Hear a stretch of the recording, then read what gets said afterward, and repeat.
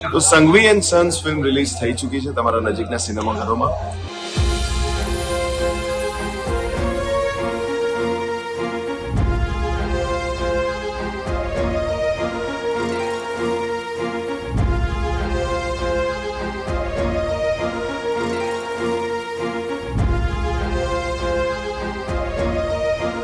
આ ફિલ્મ બહુ જ મસ્ત છે. અસ્મિત કેરેક્ટર ઇઝ ટુ ગુડ.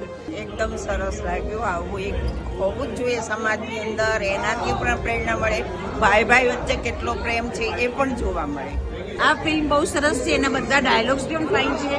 એમાં જે મનોજ જોશી બોલે છે કે પહેલા પરિવાર પછી પૈસો, એ ડાયલોગ સૌથી સારો કહેવાય. ખરેખર અત્યારના સમાજને જોવા લાયક છે. કોમલનું કેરેક્ટર બહુ જ સરસ હતું. આવી બહુ બધા ફેમિલીમાં હોવી જોઈએ કોમલ જેવી. જોરદાર પિક્ચર, મસ્ટ વોચ.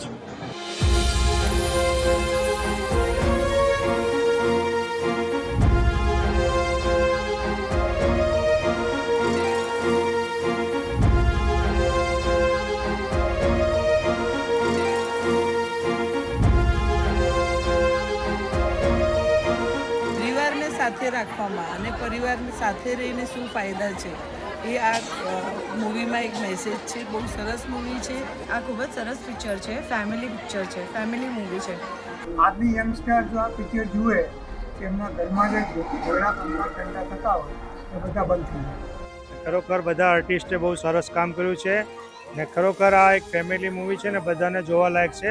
રાઇટઅપ, જે એક્ટિંગ હતી, એક્સપ્રેશન હતા, બધા જ જે લોકોએ કાસ્ટ હતી, ઓવરઓલ બહુ સારું રહ્યું. જે નાના બાળકથી લઈને વૃદ્ધ સુધી દરેકને ગમેલી મૂવી છે.